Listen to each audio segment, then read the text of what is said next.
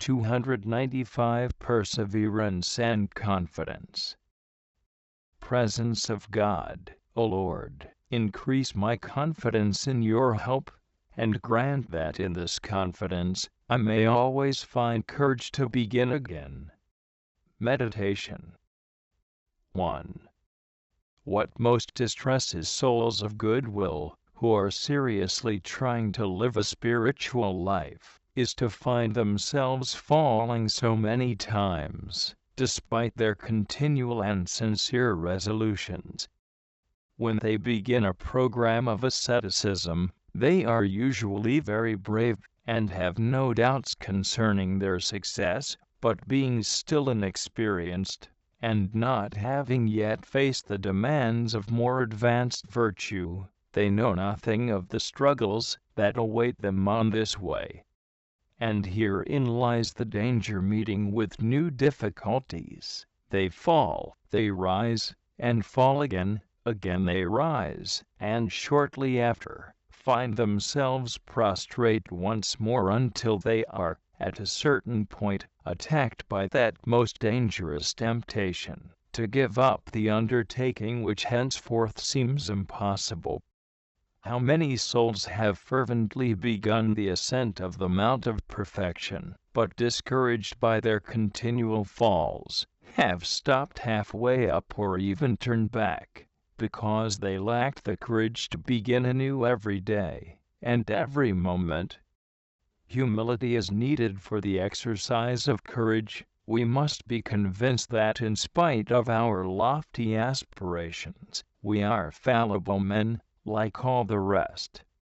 Sacred Scripture affirms that the just man shall fall 7 times, and shall rise again. Prov 24:16. How, then, can we, who are not just, pretend never to fall? The real evil is not so much in falling, as in failing to rise. The distinguishing mark of fervent souls, and even of saints, is less their lack of faults, and their promptness in rising after each fall. The annoyance felt by so many souls, when they see themselves continually falling, is not the fruit of humility, but of pride. They are not yet convinced of their own misery, and are astonished to experience it so constantly. They rely too much on themselves, and God, who wishes to lead them to the full realization of their nothingness, permits them to fall again and again. In the plan of divine providence, these falls are for the definite purpose of convincing us that we are miserable creatures. If we wish to adhere to the divine plan, we have but one thing to do: to humble ourselves. But if, on the contrary, we become discouraged and give up what we have begun, we shall be going farther away from our goal, to our very great loss. 2. Some souls justify their discouragement saying that they cannot bear to offend God. That is well. For the first condition required for sanctity is a hatred for sin, and a firm determination to avoid even the slightest sin, at the cost of any sacrifice. However, we must make a distinction. If we cultivate the sincere disposition not to tolerate in ourselves the slightest offense against God, it signifies our intention to make no truce with the faults and failings which, in spite of our good will, escape us. However, if we do fall, notwithstanding all our efforts, this disposition does not authorize us to become so discouraged that we are unable to rise. It is just because we do not wish to tolerate in ourselves anything displeasing to God, that we should never surrender in the struggle, but begin again vigorously, in order to avoid future falls.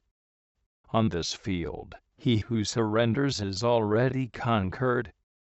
In fact, If even when we are fighting without respite, we are liable to fall, what will happen if we surrender our arms? It will always be better to fight maimed and wounded, and not to fight at all.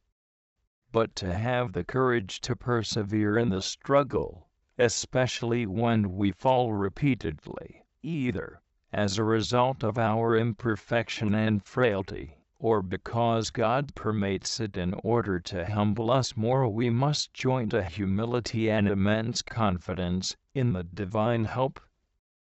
Having experienced our own misery, we know that we cannot try relying on our own strength, but there still remains to us a much more powerful resource: trust in the help of God.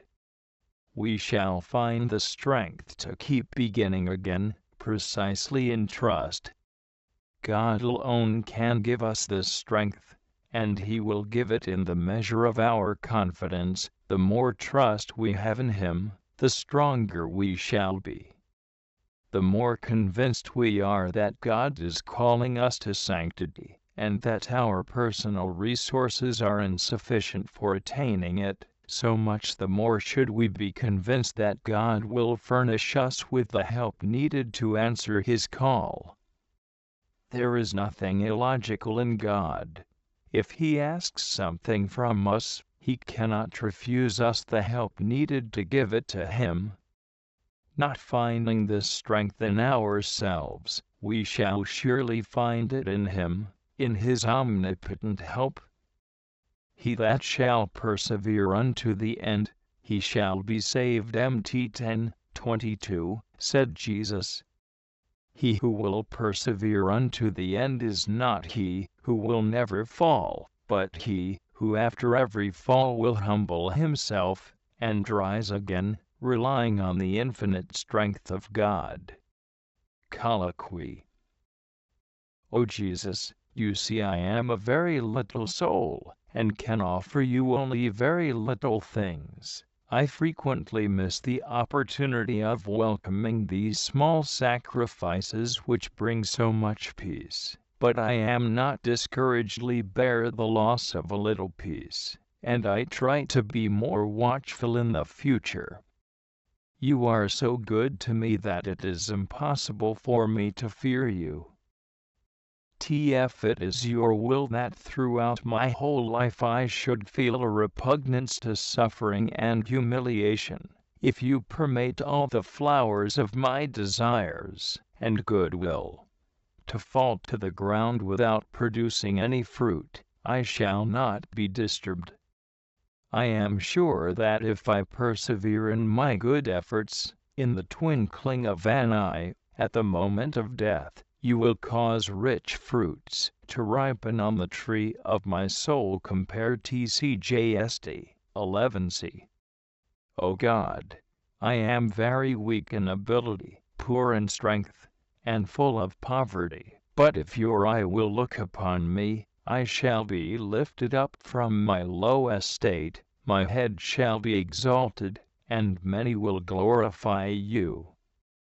Grant that I may be steadfast in your covenant, and be conversant therein, and grow old in the work of your commandments.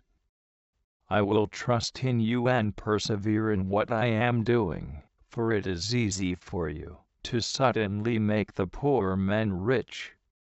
Your blessing will be my reward, and in a swift hour my efforts will bear fruit. Compare Sir 11:12-24.